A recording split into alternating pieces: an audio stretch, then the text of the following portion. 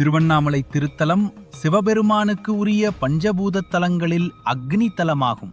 இங்குள்ள மலை அடிவாரத்தின் கீழ் சிவாலயம் அமைந்துள்ளது.